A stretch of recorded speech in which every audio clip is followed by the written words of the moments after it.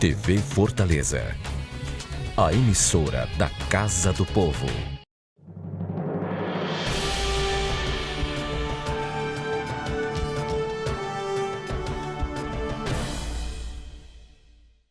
A semana que passou foi extremamente movimentada no que diz respeito à sua pauta político-legislativa.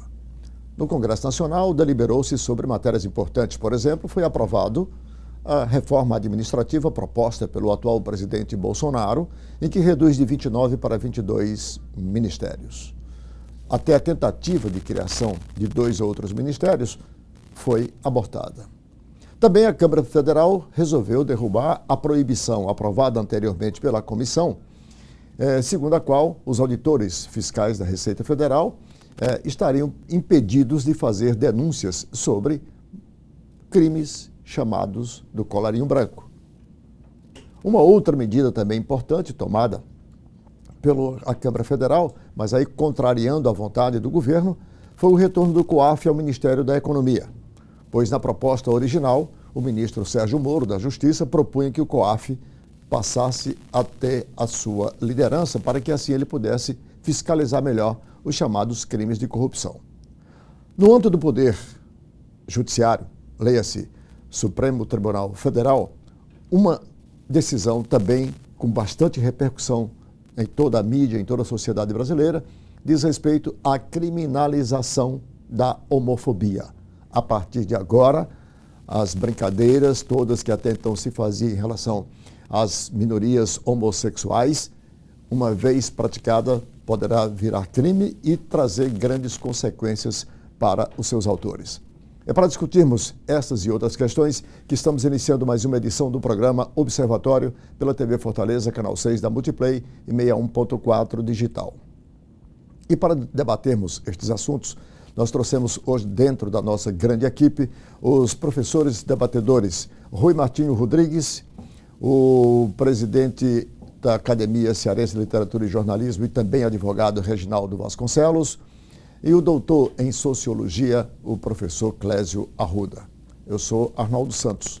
Peço a você apenas 1 minuto para um rápido intervalo e já voltamos com Observatório.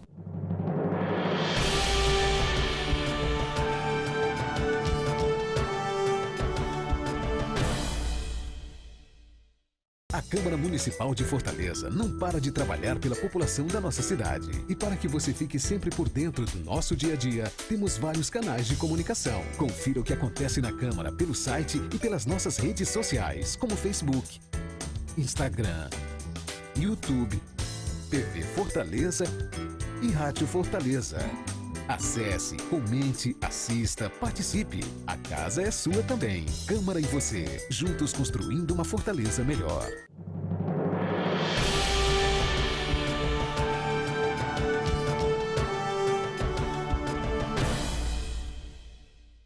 Estamos de volta com o primeiro bloco do programa Observatório pela TV Fortaleza, canal 6 da Multiplay. Para você assinante que ligou agora, o programa recebe hoje as participações dos nossos analistas, debatedores, os professores Clésio Arruda, Reginaldo Vasconcelos e Rui Martinho Rodrigues. E eu quero começar o programa colocando um dos assuntos objeto do editorial de abertura, que foi a decisão do Supremo Tribunal Federal criminalizando a partir de agora a homofobia. Havia uma discussão se era crime ou não era crime, isso era uma reivindicação, inclusive, de todas essas minorias homossexuais, e agora o Supremo, em razão de uma omissão do Poder Legislativo por não regulamentar, por não produzir uma lei aprovando, o Supremo resolveu, provocado que foi, transformar isso em lei e crime a partir de agora. Eu queria colocar esse tema para vocês começarem a analisar, partindo do princípio de que há ainda as brincadeiras com relação a essas minorias que acabam por constrangê-lo. E já muito ele se sentiu incomodado e reivindicando. Professor Rui, na sua perspectiva, criminalizar a chamada homofobia efetivamente protege essas minorias? Eu não li ainda a súmula da decisão do Supremo. Eu até ouvi uma parte da fala do ministro Celso de Mello. Mas o ministro Celso de Mello é aquele sujeito que você tem que ter cuidado para evitar dar um bom dia para ele. Se você der um bom dia para responder, ele leva meia hora. Então não deu para acompanhar o voto todo dele, muito extenso. E eu não sei se criou no ato legislativo do Supremo, porque o Supremo agora virou uma casa legislativa, não sei se criou um tipo penal. Tipos penais devem ser muito claros e muito detalhados. Por exemplo, furto. Está escrito, subtrair coisa móvel do dono, do proprietário ou detentor. É um tipo penal, você sabe claramente o que é um furto. Agora, homofobia, eu não sei o que é.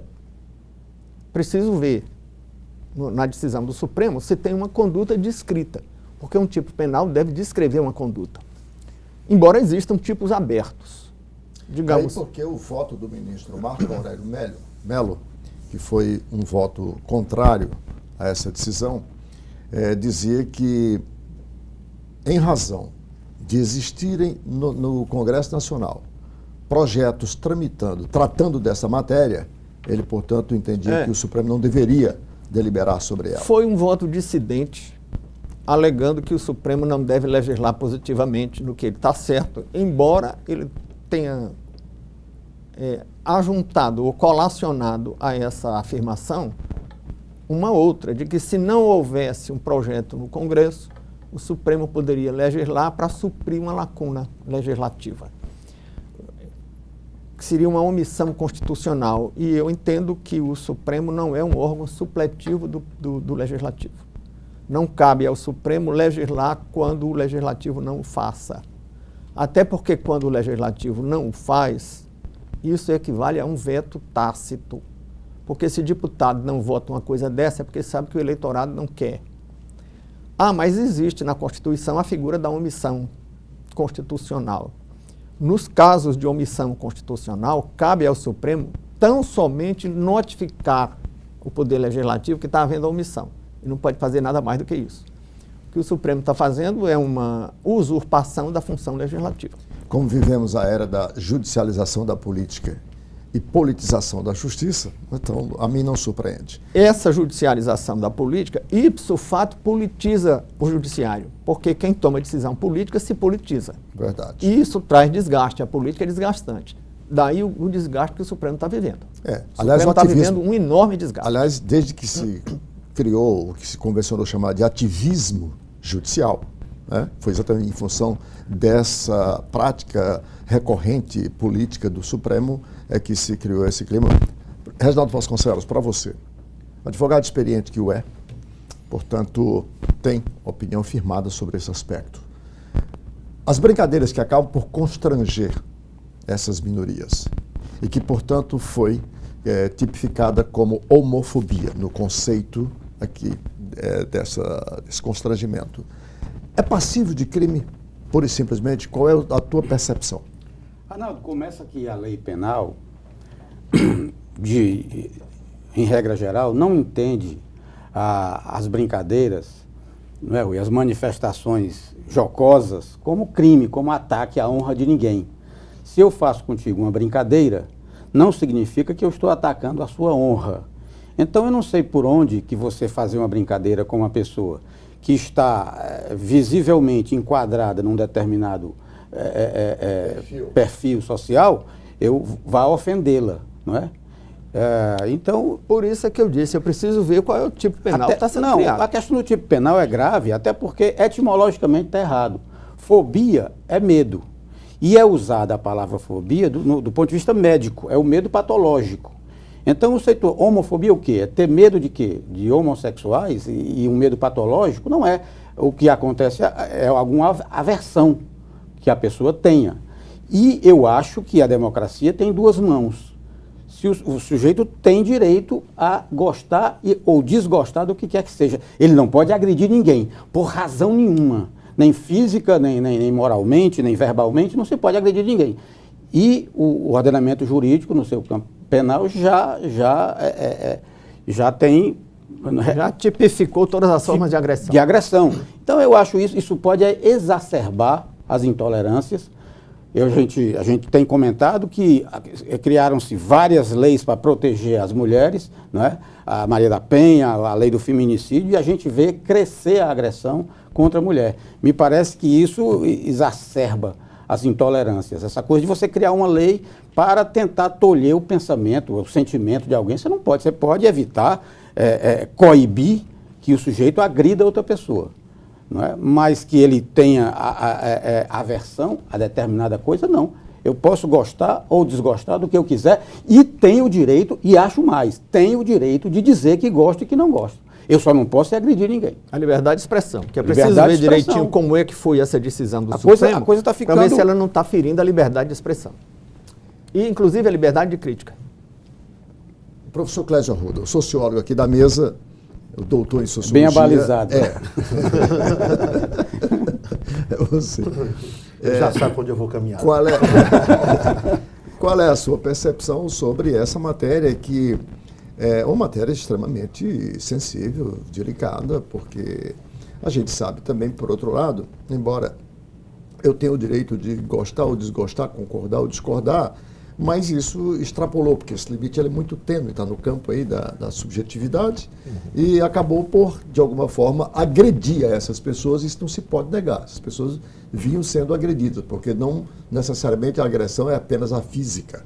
A física já é o extremo, né? Mas há outros tipos de agressão, tortura psicológica, uma série de coisas e tal. Qual é a tua percepção da natureza dessa decisão aí? Olha, eu lamento a forma, né, o ideal era que isso tivesse sido mesmo pelo campo político, né, porque aí a gente estaria de fato no âmbito correto dessa discussão, que é a discussão política mesmo, né.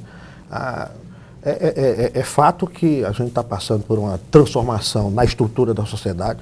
A família patriarcal está questionada, né, aquele modelo que a gente conhece, isso não é uma particularidade do Brasil, né, isso perpassa várias sociedades, né? Agora tivemos recentemente a Ásia, que inclusive o tradicionalismo ele é mais arraigado, né? A gente teve, salvo engano, Hong Kong, que essa semana também votou a favor de uma lei que permite a união homossexual, né?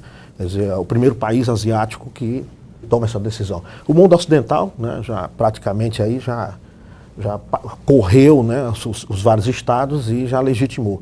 Então, inclusive o Brasil. Inclusive o Brasil. Né? Então as transformações, elas existem, né, juridicamente vão ter que ser encaradas, não tem como se afastar disso, a questão está posta, né, e eu vejo como a forma, eu vou tomar um caminho inverso com relação a questão da tolerância com relação a... E tenha cuidado com o que vai dizer. Com o que vai dizer. Com as expressões. Tem advogado na mesa. Eu acho que a tendência ainda é de um certo conflito, mesmo na questão relativa à mulher. Né? Porque nós estamos, na verdade, transformando num prazo muito curto, né, uma cultura que é milenar, né? Quer dizer, a união da família entre homens e mulheres, né? Isso não é uma construção recente na história da humanidade. Então, como nós estamos nos refazendo, né? Quer dizer, novos arranjos familiares, eles estão aí em curso e sendo cada vez mais fortalecidos, a tendência, eu acho que ainda é de uma força contrária impedindo essa transformação, né? E aí eu acho que o direito tem que dar uma resposta. Não vou entrar na questão técnica da tipificação do crime, né? O direito dá uma resposta a partir do legislativo. Né? De que maneira seria isto, uma discussão onde seria uma proteção com relação à questão da discriminação no trabalho, né? Sei lá, coisas dessa natureza, porque isso é claro, isso é um fato existente, concreto, real. E aí a gente tem que dar uma resposta para isso. Eu vou meter minha colher aqui para que vocês possam aprofundar ainda mais numa outra perspectiva.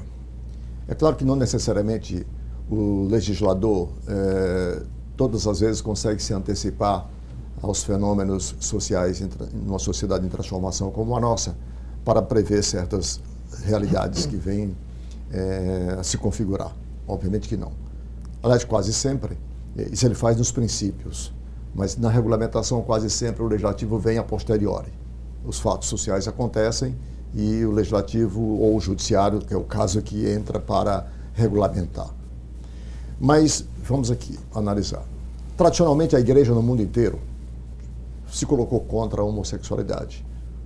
Hoje já não é mais assim, o próprio Papa atual, né, já admite e já fez, inclusive, comunicados oficiais sobre a inclusão dessas pessoas. A união estável entre pessoas do mesmo sexo também já está hoje no mundo inteiro configurada. Me parece que a aprovação de uma lei, é que eu quero colocar para vocês, a aprovação de uma lei obrigando que o cidadão não homossexual, não pertencente a essas minorias, tema ser criminalizado, ser apenado para poder respeitar esse cidadão, me parece aí um atraso de uma sociedade que está na contramão dessa evolução. Isso é como você ter no transporte urbano uma lei municipal dizendo que 2 assentos pertencem a mulheres grávidas e a portadoras de deficiência. Uma coisa que seria natural você respeitar isso e conceder essa prioridade a essas pessoas. Você tem que ter uma lei municipal e não basta a lei, tem que ter os 2 bancos com uma plaquetinha de acrílico indicando aquilo. Isso, para mim, revela o atraso de uma sociedade. Portanto, aprovar uma lei como essa para a proteção dessas minorias não é a evidência de uma sociedade, professor Rui, numa perspectiva histórica atrasada muito, porque o direito dos costumes está aí, né? O chamado direito consuetudinário, para que você respeite. Eu acho que você colocou muito bem o direito consuetudinário. Eu vejo dois aspectos que eu queria ressaltar. Um é uma discussão sobre o fato de o direito dever orientar a sociedade ou apenas homologar os costumes que a sociedade adotou. Há uma tradição dos reis filósofos, do Platão, que o iluminismo se apropriou dessa tradição, que foi muito forte na Revolução Francesa. A Revolução Francesa mudou o nome dos dias da semana e dos meses. O Zé Guilherme Merquiot tem uma matéria no Dicionário Crítico da Revolução Francesa que ele chama de o esforço de descristianização da França empreendido pela Revolução Francesa. É a ideia de que os iluminados devem ser diretores de consciência, como os diretores de teatro, eles seriam diretores de consciência da sociedade, e o nome disso é totalitarismo. E as pessoas chamam isso de ação pedagógica do direito. Isso é imposição de consciência. Isso é péssimo. E isso está gerando um acirramento dos conflitos na sociedade. O direito deve, sobretudo, amparar o costume, com exceção daqueles casos em que o costume possa agredir determinados valores que são considerados nas constituições modernas tudo cláusula pétrea. Digamos, tem índios que matam, logo após o parto, crianças gêmeas. Você não vai, em nome do respeito à cultura e ao costume, tolerar esse crime, né? Ou mata uma criança albina. E isso algumas pessoas que defendem o relativismo cultural querem preservar, eu acho que não. Mas, de um modo geral, o direito, feitas algumas exceções, o direito deve homologar o costume. Agora, outro aspecto é a adoção de tipo penal aberto. Eu acho muito ruim tipo penal aberto, porque abre espaço para o arbítrio da autoridade. Uma coisa é dizer, velocidade máxima 60 km, isso é regra. Só explicando, todo mundo sabe o tipo que é. penal aberto se refere Estou explicando. Subjetiva, isso. Velocidade máxima 60 km tem um tipo penal bem definido. No caso nem é penal, é administrativo. Mas comparando com o tipo penal, todo mundo sabe o que é e tem a segurança jurídica. Se eu não passar de 60 km, eu não vou sofrer nada. Agora, imagine um tipo que diga assim, não dirigir perigosamente. Seria um tipo penal aberto. E aí eu não sei o que é. É uma subjetividade. É uma subjetividade que quem vai dizer é a autoridade. A autoridade fica muito imponderada, para usar uma palavra da moda que eu não gosto. Agora, homofobia o que é? Eu não sei. Pode ser que isso tenha sido esclarecido na decisão do Supremo, eu não vi ainda. Se for esclarecido, menos mal, né? Menos mal porque, de qualquer maneira, eu acho que tem um problema aí.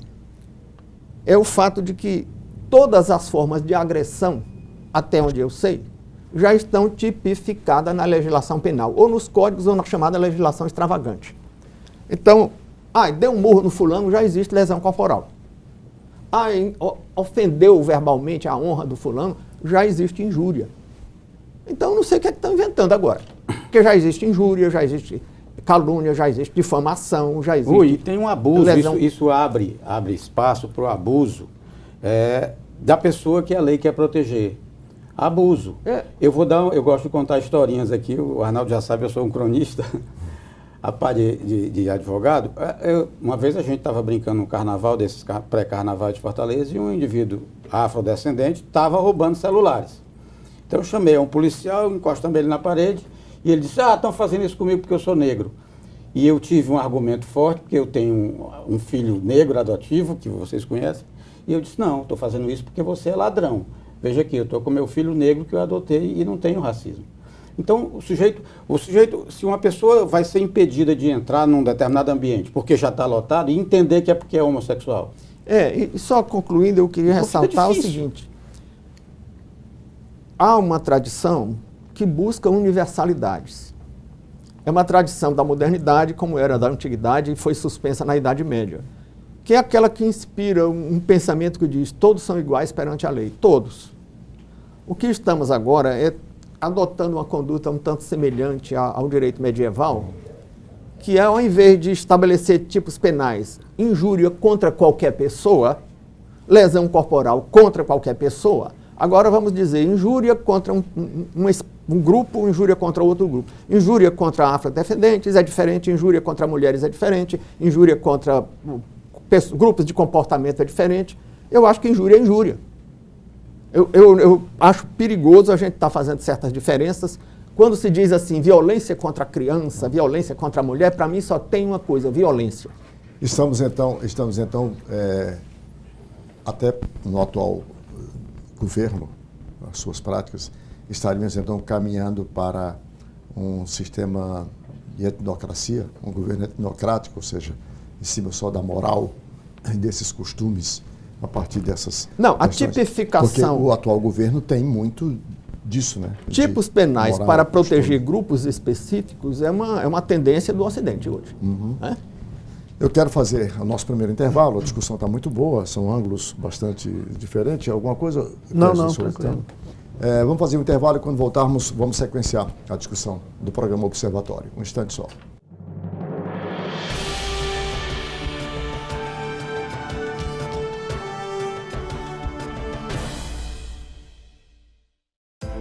A Prefeitura investe no transporte público para melhorar a vida das famílias em Fortaleza. Criou o Bilhetinho, passagem gratuita para crianças de até 7 anos. A Prefeitura amplia a frota de ônibus com ar-condicionado. Bicicletar com bicicletas mais adequadas para as mulheres.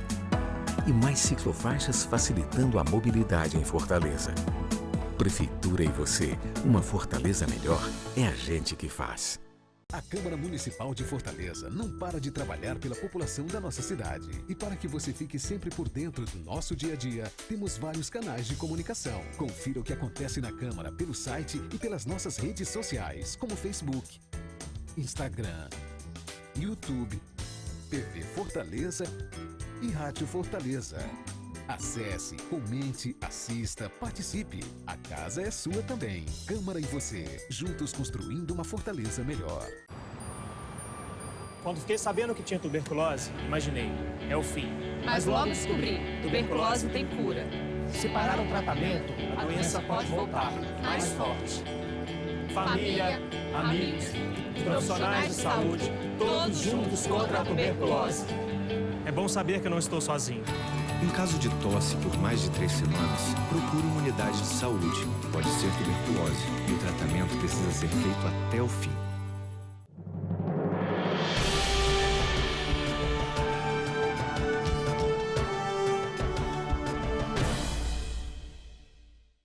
Estamos de volta com o segundo bloco do programa Observatório pela TV Fortaleza, canal 6 da Multiplay, 61.4 digital.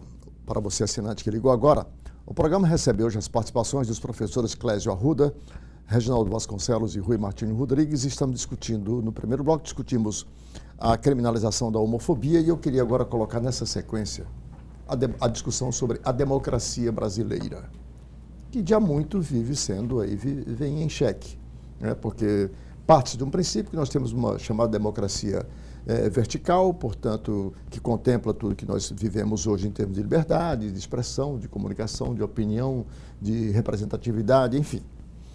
Mas a democracia entende-se também ela no sentido horizontal, ampla, quando ela atinge também aos serviços, aos acessos que todos os cidadãos devem ter isonomicamente e tal, e essa não ocorre nesse instante. E discute-se hoje, inclusive no Congresso Nacional, até uma espécie de parlamentarismo branco hoje, né? Entrou no vocabulário, né, da sociologia política essa expressão mais recentemente, em razão desse embate entre o Congresso Nacional e o atual governo do presidente Bolsonaro.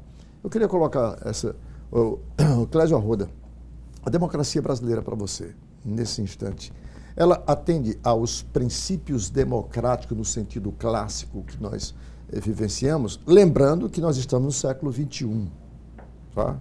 E eu acho que o que está faltando, dentro do que o professor Rui ainda há pouco falava sobre a mudança dos costumes e, portanto, o direito à regulação desses costumes e transformações tem que acompanhar, não me parece que a democracia brasileira tenha acompanhado essas transformações políticas, sociais e econômicas na mesma perspectiva do Brasil real. Olha, de certa forma, a democracia representativa no mundo ocidental ela está em xeque. E quando a gente pensa o Brasil, a gente tem os problemas de implantar a democracia que está sendo colocado em xeque que a gente ainda não implantou. Né? Por exemplo, o peso da economia nas decisões, no caso brasileiro, claro que isso não é particular também nosso, né? Se a gente pensa desde o evento não vou nem falar das multinacionais, né, mas das transnacionais, né, as corporações internacionais que têm interesses em vários estados, que quer o acesso a uma fonte de matéria-prima, que quer o acesso a um determinado mercado, quer dizer, esse poder econômico que passa a criar aí um corpo político dentro do corpo político, né? Quer dizer, um grupo de políticos que são financiados por esse capital, né? E isso não é particular do Brasil. Agora, só que o Brasil, dentro do seu sistema político, ele fica mais frágil a essas investidas. Né? Então, assim, nesse sentido, a gente já teria de partida aí algo grave. Quando a gente pensa em outras questões, como, por exemplo, a aproximação do representante com o seu eleitor, no caso do vereador, a gente tem essa aproximação. No nosso sistema, o vereador, tomando aqui Fortaleza como exemplo, ele é votado no Montes, é votado no Mucuripe, é votado na Barra do Ceará, né? E aí tem aquele colégio eleitoral que ele tem mais peso, né? Trabalha para aquele lá, mas os demais ele desaparece. Então ele fica meio que solto. Porque o sistema de voto é proporcional, não é distrital. Não é distrital, né? Quer dizer, imagina que a distritalização do voto acabaria por aproximar e organizar isso. Com certeza. Né? Essas questões a gente ainda não resolveu. E agora a gente está se deparando com outros elementos novos, que nós somos, aí, pelos estudiosos, somos o segundo país a ser atacado por essa nova frente, que é as ondas de opiniões que são formadas a partir dos recursos tecnológicos modernos, né? Chamada criação aí das fake news, né? Já tem países que começam a se preparar com relação a isto, né? Essas correntes de opiniões formadas. O próprio Facebook recentemente identificou uma empresa com várias e várias contas, né, que estavam sendo utilizadas nessa perspectiva política. Quer dizer, nós não resolvemos os nossos problemas da democracia representativas clássicas, nós não aprofundamos, e agora estamos diante de novos problemas, né? Quer dizer, questões aí com o uso da tecnologia. Que é o que eu chamei de democracia do século XXI, né? Então, que ela precisa acompanhar. Eu coloquei esse tema agora bem a propósito dessa última, digamos, politização ou judicialização, como queira, da decisão tomada pelo Supremo Tribunal Federal. Eu vou deixar o professor Rui para o final. Reginaldo, eu queria saber, quando o judiciário, por exemplo, assume esse papel de politizar, tomar uma decisão que originariamente deveria ser do Congresso Nacional, como foi a aprovação dessa criminalização da homofobia. Isso não pode ser entendido também aí como uma afirmação dessa democracia brasileira, porque na separação dos poderes, em que guarda a autonomia e a harmonia entre todos eles, olhando por outro lado, isso poderia ser considerado, por exemplo, uma interferência do Poder Judiciário sobre o Poder Legislativo. Mas se o Legislativo se omite, denota uma falha da democracia, do sistema democrático pela representação, mas ao mesmo tempo reforça a democracia porque um outro poder vem, supre e não deixa a sociedade, portanto, desguardada dessa necessidade. Qual é a tua... Arnaldo, eu acho o seguinte, que o problema é o que a gente chama de democratismo, né? Essa democracia direta do povo opinando. Você sabe, o Supremo Tribunal Federal, o Judiciário, é um poder contramajoritário, quer dizer, ele não depende da opinião pública. Ele tem que se comportar de conformidade com a legislação. No entanto, ele sofre a influência das mídias, das redes sociais e toma iniciativas legislativas. Eu acho que se o legislativo se omite, não é, silencia, resta ao judiciário dar uma solução para o problema. Mas o que acontece é que eles nem sempre estão julgando de conformidade com a legislação. Eles fazem a interpretação que querem, não é, de conformidade com a opinião pública. Isso está ocorrendo demais, não é? É claro que alguns desagradam a certos grupos, outros, né, a outros grupos, mas, de qualquer maneira, eles estão muito polarizados em termos de opinião pública. Essa questão, por exemplo, da homofobia está aí. Por exemplo, o presidente Jair Bolsonaro foi tido como homofóbico, né, quando, na verdade, o discurso deles é muito parecido com o das igrejas. Nós não somos contra os homossexuais, somos contra o homossexualismo. Aliás, acabou de ser condenado em relação àquela queixa contra a deputada, aquela agressão contra a deputada Maria do Rosário. Pois é, e já se filmou. Você acaba de filmar ela fazendo de novo, né? Obrigado a... Vocês viram isso na internet. Ela barruando num grupo de pessoas e se fazendo de vítima e alguém estava filmando e ela não viu. Quer dizer, então o que ele diz é o seguinte, ele é contra a divulgação disso como sendo uma coisa boa e tal, e é o que as igrejas dizem, somos contra o homossexualismo, mas não somos contra os homossexuais. Acatamos, compreendemos, respeitamos, mas não achamos que isso deva ser estimulado pela mídia como tem sido. Mas esse é um fenômeno da democracia? Esse não é um fenômeno que a democracia está, inclusive, nesse aspecto, evoluindo para incluir esses setores porque, veja bem, então, o doutor Clésio disse que a família tradicional é uma construção. A família nacional, ela se constitui de uma forma biológica, de uma forma natural. É homem e mulher que faz. O Milton Nascimento tem uma letra que ele diz, homem e mulher é o amor mais parecido com primavera. Porque é daí que nós todos nascemos, é daí que a sociedade evolui. Então não é uma construção. A construção é o que estão querendo considerar como uma coisa perfeitamente normal, uma família formada de homem com homem ou de mulher com mulher. Eu acredito que ainda para a reprodução esse é o único caminho, né? Agora, se você entra na discussão do prazer, é outro. Não, a felicidade das pessoas... E aí é uma questão moral. Não, a felicidade das pessoas é o que vale. É uma questão moral. Se você é feliz... Acho, por exemplo, que a legislação deve proteger o casamento. Você quer casar com quem quer que seja, você quer dividir, deixar a sua pensão, é uma opção da pessoa, não precisa ser mulher e homem, não é? Olha, isso eu acho, realmente. Eu acho que a gente poderia, inclusive, trazer muito para além da questão da mídia, né? Que eu acho que carrega muito na mídia, ela está nesse processo de incentivação desse comportamento. Mas se você pensar, por exemplo, hoje nós entramos no sistema capitalista, que a produção ela não é mais produção tangível, físico, né? Hoje a produção é de serviço, né? Então a gente passou a ter uma sociedade em que ela estimula muito o prazer. Claro. O consumo do serviço é prazeroso. Para vender produtos, para vender a falsa felicidade. A falsa felicidade. Buscada nesse consumo. Né? Nessa mesma sociedade em que você também já não precisa de tanta mão de obra, né, aí que entra em xeque essa família patriarcal, tradicional, reprodutora. Né? Hoje as pessoas... Casar é uma opção, não é mais uma obrigação, que já foi uma obrigação moral. Era. Né? Professor Rui, a discussão é sobre a democracia que nós estamos vivenciando, com todos esses encontros e desencontros, avanços e recuos que a gente percebe a partir da legislação. Essa é uma discussão que demandaria um programa inteiro, né? E não era suficiente. Eu anotei alguns pontos aqui enquanto ouvia os companheiros de mesa aqui, né? A nossa democracia, você coloca, está em crise? Eu diria que não, Arnaldo.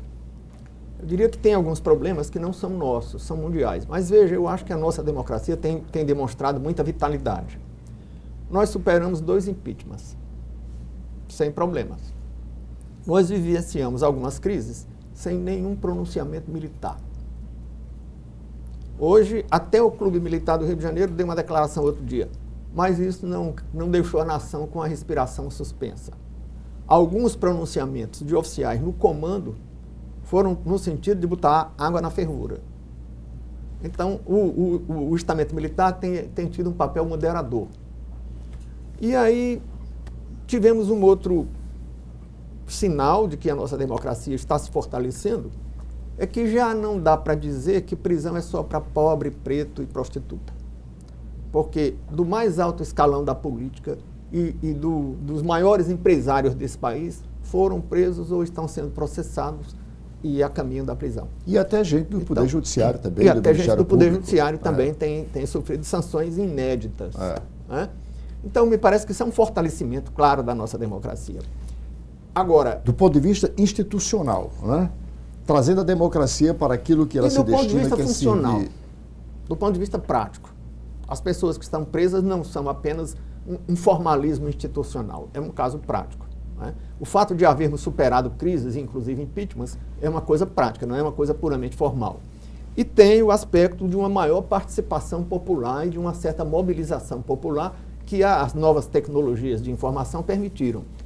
E muita gente que vivia pregando a necessidade de mobilização popular e que democracia era mobilização popular, agora está achando ruim porque aconteceu mobilização popular.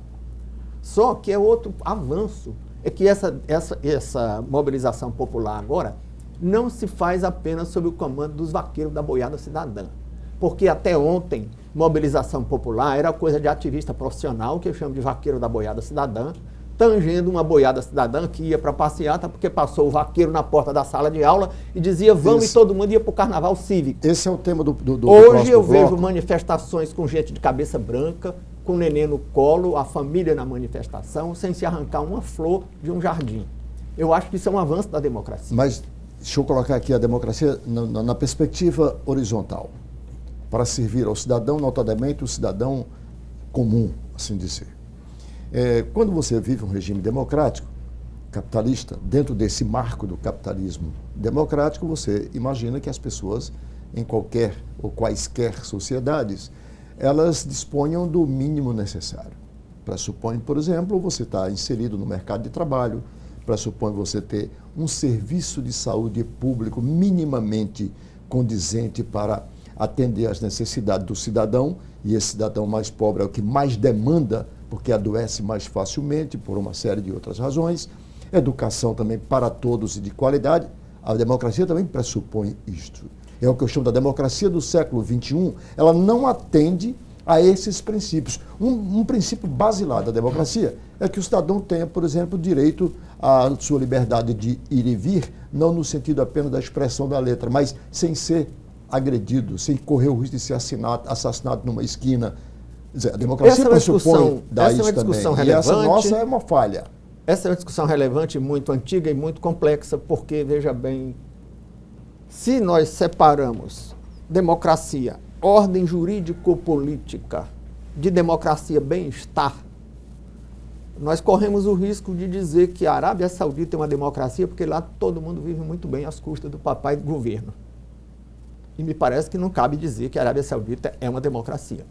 Estou citando a Arábia Saudita para não citar outros exemplos que talvez propaguem bem-estar e não tenham, ou que se a gente disser, fere a tripa de quem diz não pode falar mal dos meus amigos ideológicos. Não posso Mas vamos falar de Arábia Saudita. Não posso deixar de lembrar que no leste europeu, o welfare state, que veio suprir esse bem-estar durante muito tempo. Agora deixa-me ver o outro lado. É uma democracia. Agora deixa-me ver, por outro lado, se democracia, como forma jurídico-política, não é a democracia sem o bem-estar social, se as duas coisas não podem se separar, então, como todas as economias do mundo são sujeitas a períodos de dificuldades, então não tem democracia no mundo. Porque as maiores democracias do mundo têm momentos de desemprego. O desemprego, em função das novas tecnologias, está crescendo no mundo inteiro. A Europa Ocidental, cantada em verso em prosa como um ambiente democrático, e está tendo altíssimos níveis de desemprego, mais altos do que o do Brasil. Então... Mas a saúde, a segurança pública e a educação, o welfare que não depende de crises há uma discussão muito é. relevante e muito esquecida de que a ideia do welfare state supõe, primeiro, que porque eu nasci eu tenho direito a tudo. Contrariamente a uma ideia de que bem-estar deva ser uma conquista. para que as pessoas sejam responsáveis. Meritocracia. E também supõe que há uma factibilidade, que é factível o Estado prover bem-estar, o que enfrenta duas dificuldades. Primeiro, que bem-estar é um vir a ser, porque bem-estar não é o que nós conquistamos, é o que nós ainda não conquistamos. Então vai haver sempre alguma insatisfação, porque tem aquele conflito que está na base da própria concepção do que seja economia, do que seja administração. É que as aspirações, os sonhos, eu não gosto da palavra necessidade, eu gosto da palavra aspiração, são infinitas. E os recursos, por mais abundantes que sejam, são finitos. Então vai sempre faltar alguma coisa. E mais, a ideia de que o Estado pode bancar o bem-estar está sendo revista, porque o Estado do bem-estar europeu está mostrando a famosa crise fiscal do Estado do bem-estar, que está levando até a Alemanha, que é a economia mais robusta da Europa, a recuar. Estão podando a história do bem-estar. Então é muito complexo querer que democracia seja bem-estar. A democracia ela pode prover pelo menos o mínimo, né? Por exemplo, eu não posso, se eu morasse aqui em Portugal, bem aqui, que é um país do tamanho do estado do Ceará, menor do que o estado do Ceará, eu não precisaria, por exemplo, pagar um plano de saúde na minha idade de quase R$2.000 por mês, porque lá eu tenho saúde. E um segurança particular na sua porta. Eu não precisava pagar, por exemplo, um transporte público caro e ruim como é o do brasileiro. Isso é fruto de uma democracia.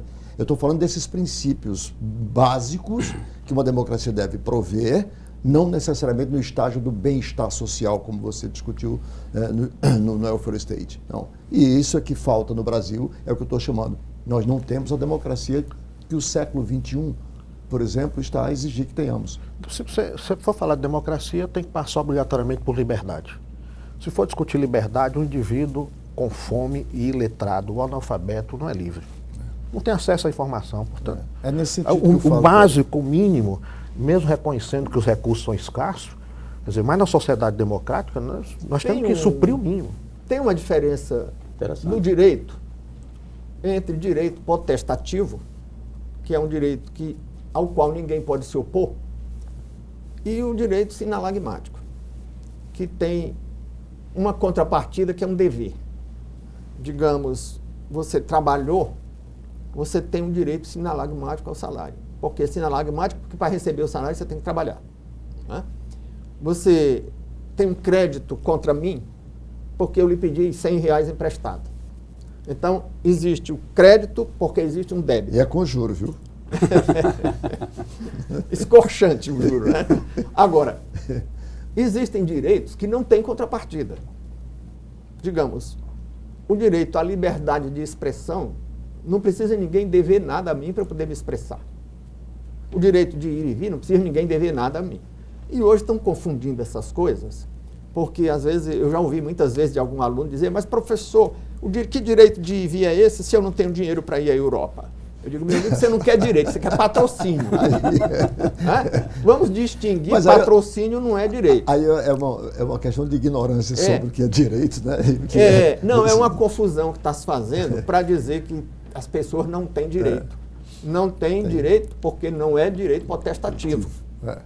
Bom, eu vou fazer mais um intervalo e quando voltarmos eu quero sequenciar essa discussão da democracia a partir das manifestações sociopolíticas que se vivencia hoje na sociedade brasileira, que esse é um fato bastante significativo, que quem sabe a partir dessa consciência, né, dessa mobilização permanente, pelas as questões substantivas, a gente possa atingir esse estado de democracia sobre o qual estamos falando aqui. A democracia do dever ser. Um instante só e a gente volta.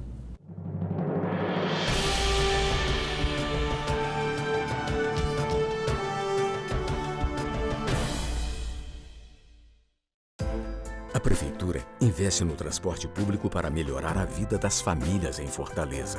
Criou o Bilhetinho, passagem gratuita para crianças de até 7 anos. A Prefeitura amplia a frota de ônibus com ar-condicionado. Bicicletar com bicicletas mais adequadas para as mulheres. E mais ciclofaixas facilitando a mobilidade em Fortaleza. Prefeitura e você, uma Fortaleza melhor, é a gente que faz. A Câmara Municipal de Fortaleza não para de trabalhar pela população da nossa cidade. E para que você fique sempre por dentro do nosso dia a dia, temos vários canais de comunicação. Confira o que acontece na Câmara pelo site e pelas nossas redes sociais, como Facebook, Instagram, YouTube, TV Fortaleza e Rádio Fortaleza. Acesse, comente, assista, participe. A casa é sua também. Câmara e você, juntos construindo uma Fortaleza melhor. Quando fiquei sabendo que tinha tuberculose, imaginei, é o fim. Mas logo descobri, tuberculose tem cura. Se parar o tratamento, a doença pode voltar, mais forte. Família, amigos, profissionais de saúde, todos juntos contra a tuberculose. É bom saber que eu não estou sozinho.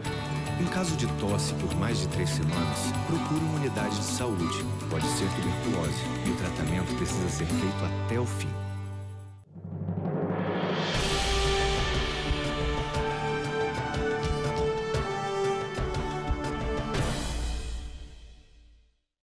Estamos de volta com o terceiro e último bloco do programa Observatório pela TV Fortaleza, canal 6 da Multiplay 61.4 digital. Hoje com as participações dos nossos analistas Reginaldo Vasconcelos, Rui Martinho Rodrigues e Clésio Arruda.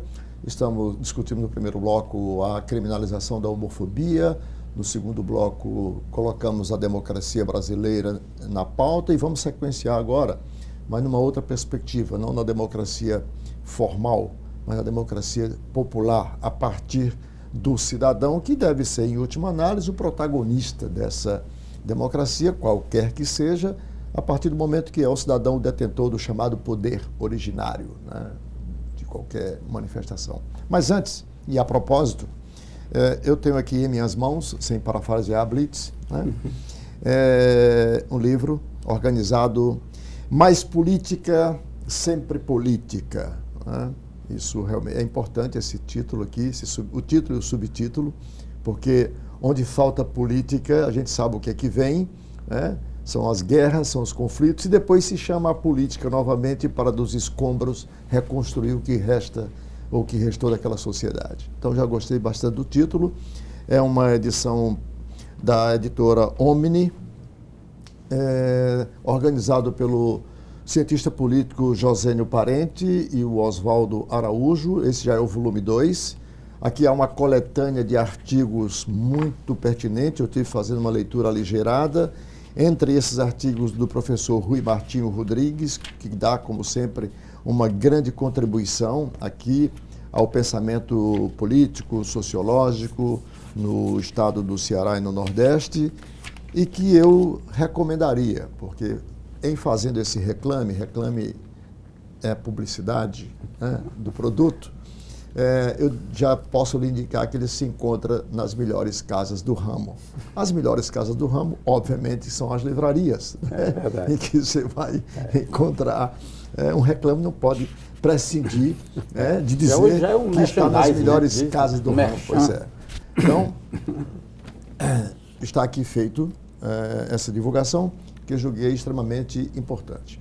Quero colocar agora em discussão, o professor Rui, essa semana, publicou em um blog para o qual ele escreve, que é o Focus, um artigo que me chamou a atenção, como sempre, pela importância do artigo, pela clareza da argumentação, que é sobre as eras. E ele recorre a Eric Hobsbawm, quem fez sociologia ou fez história conhece, sabe de quem se trata, Eric John Ernest Hobsbawm, historiador britânico, embora tenha sido nascido no Egito, né?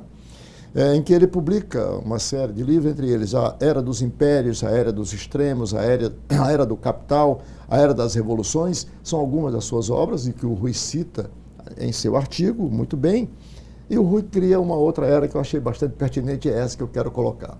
Para o Brasil, a Era das Manifestações. Né?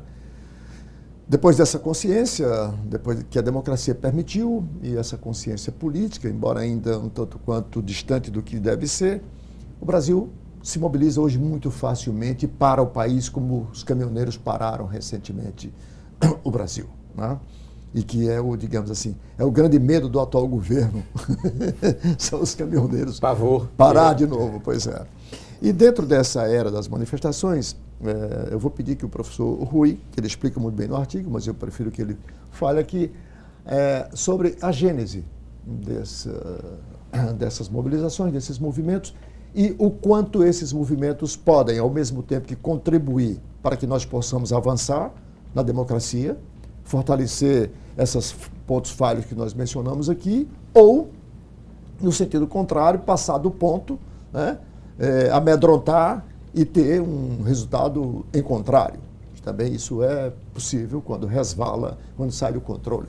Professor Rui, por favor. Embora desde sempre tenham havido manifestações, inclusive no Império Romano, o próprio julgamento do Cristo foi influenciado por manifestação popular, que houve uma escolha por Barrabás, né?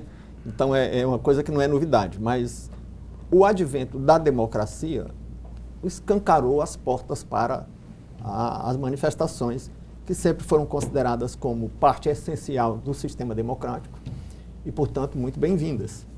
O que ocorre é que o limite do que seja uma manifestação, se manifestação é apenas o sentido dicionarizado de dizer que manifestar é expor um pensamento, uma ideia, uma paixão, uma reivindicação. Tornar público um propósito. Externar uma frustração. Isso é uma coisa. Outra coisa é, para defender aquele propósito, vamos prejudicar terceiros, vamos obstruir uma via pública, vamos paralisar um serviço essencial. Aí já é uma coisa que pode se discutir se realmente é próprio da democracia ou se já ultrapassa limites. Não é? E, mais recentemente, no Brasil, há uma discussão, essa tendência, essa era das manifestações é mundial, não é brasileira, né? Nos últimos anos, em 80 países, houve manifestações muito importantes, manifestações derrubaram o governo da Ucrânia, derrubaram o governo do Egito, derrubaram o governo na Grécia, na Espanha, em Portugal, em vários países do mundo. E poderá derrubar na Venezuela. E poderá. É mais difícil derrubar o totalitarismo, né? Mas democracia é mais fácil derrubar. Estão ajudando as pessoas a se combinarem, né? A mobilização era difícil você combinar para todo mundo ir para a rua. Hoje, através do celular... A mobilização foi democratizada. Antigamente só conseguia mobilização partidos que tinham militância profissional, que eram os vaqueiros da boiada cidadã. Hoje não, hoje todo mundo pode fazer mobilização. Então, criou-se um problema que é redefinir os limites da democracia aí. Agora perguntamos, pode um chefe de governo convocar manifestações? Bem, a propósito dessa que vai acontecer esse final de semana, que se atribui, por exemplo, ao presidente da República, embora ele já tenha dado nota, é bom que se diga, dizendo que não convocou e não vai, e até sugeriu aos ministros, eu não sei se sugeriu ou se determinou, que seus ministros não participem. Né? Eu só lembro que as manifestações promovidas por grupos conservadores ou liberais no Brasil, e desde 2013 tem havido esse tipo de manifestação, ou por uma aliança entre liberais e conservadores, têm sido muito ordeiras. As manifestações desse tipo não arranharam um carro, não quebraram uma vidraça. E eram manifestações com a presença de famílias, inclusive levando criança no colo. O que torna mais legítimas essas manifestações e mais passíveis de conviver com a democracia, porque respeita o outro, porque não quebra uma vidraça de um carro, não quebra nada de ninguém. Agora, a questão é, e essas manifestações podem expressar determinados slogans contra instituições democráticas, digamos, contra o Supremo Tribunal Federal ou contra o Parlamento? Aí... A pretexto de defender o governo? Desde que seja, ou a qualquer pretexto, né?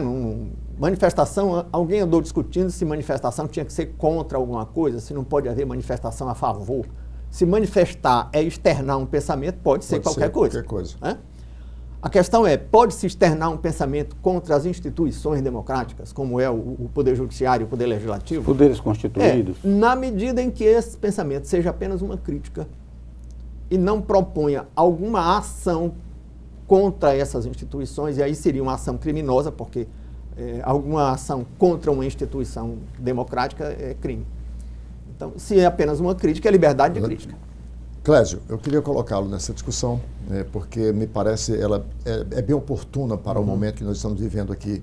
hoje no Brasil. Primeiro, por essa tomada de consciência da população. Segundo, pelos meios que dispõe hoje, que são as chamadas mídias digitais, que colocam a sociedade em rede, portanto conectada.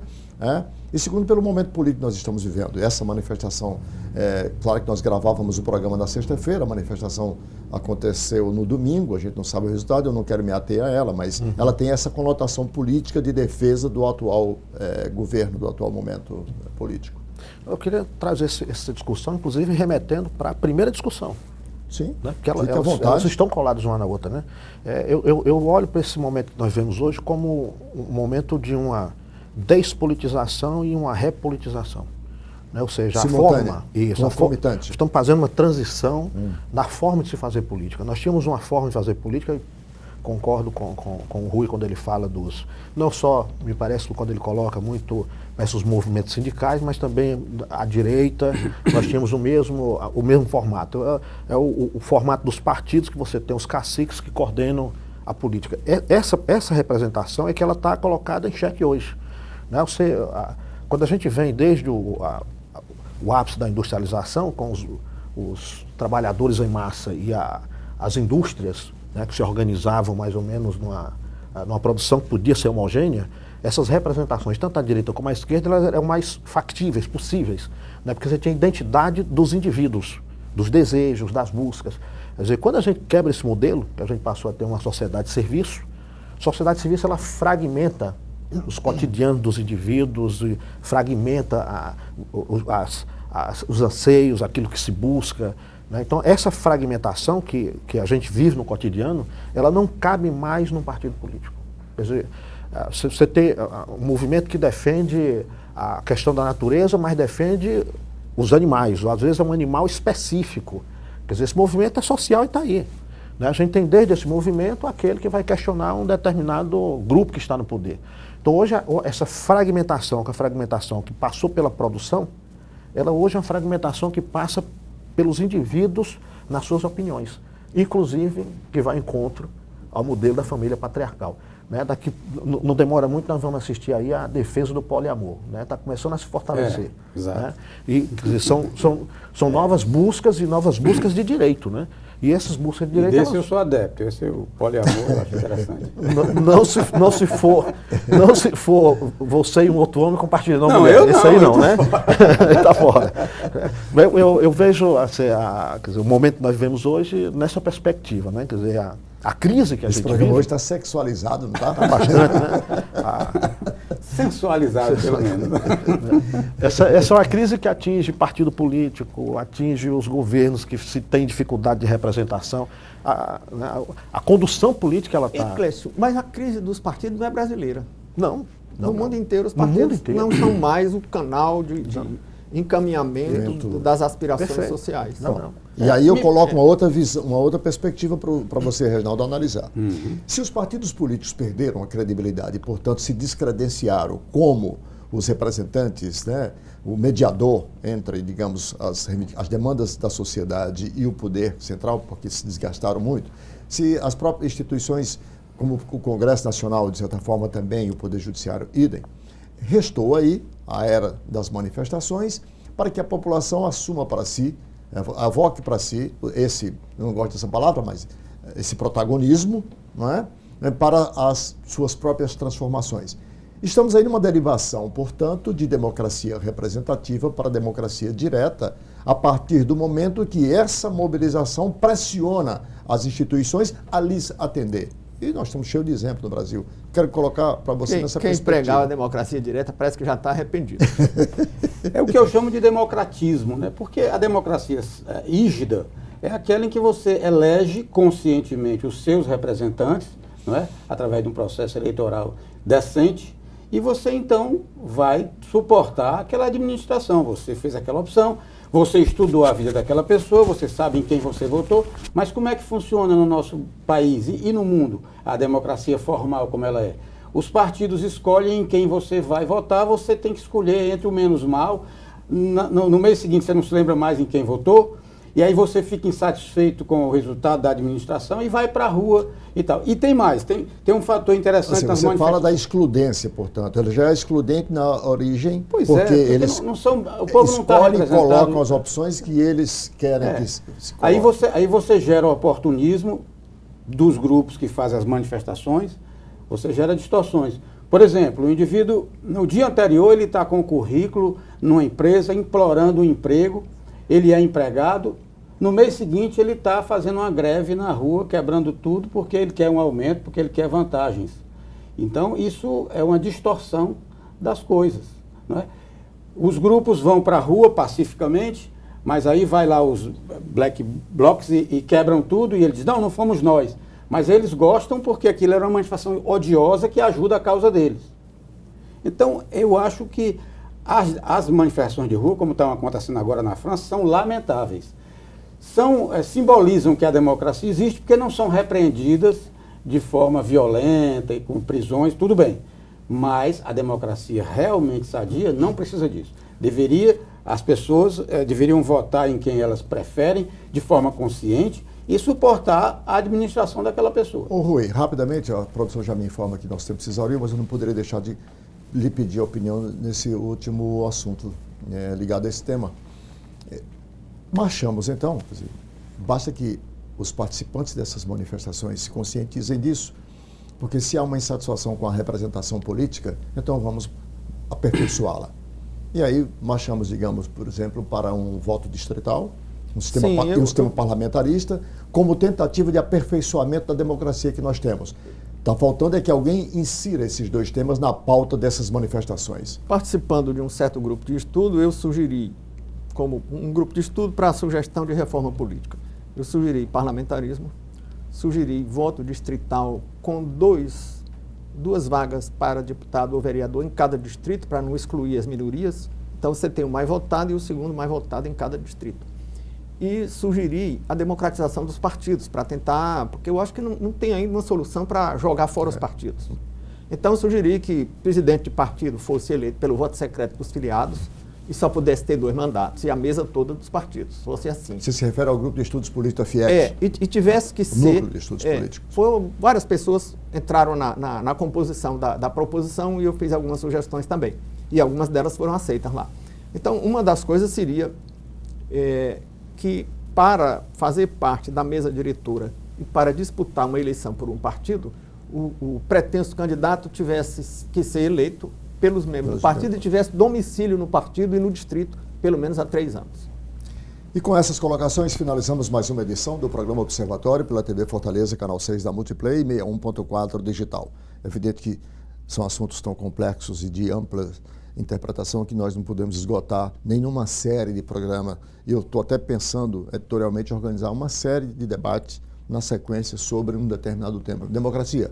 Então vamos fazer aqui 6 programas só sobre democracia para que a gente possa, sem a pretensão de querer esgotar o assunto, mas pelo menos a gente ampliar essa discussão analítica, porque nós somos um dos poucos espaços na mídia no estado do Ceará, não sei se no Nordeste, que tem um espaço para refletir sobre essas causas assim. Vou pensar em organizar isso. Agradecendo aqui aos professores Clésio Arruda, Reginaldo Vasconcelos e Rui Martinho Rodrigues, em especial você, assinante, com um convite para o próximo Observatório. Muito obrigado e até lá.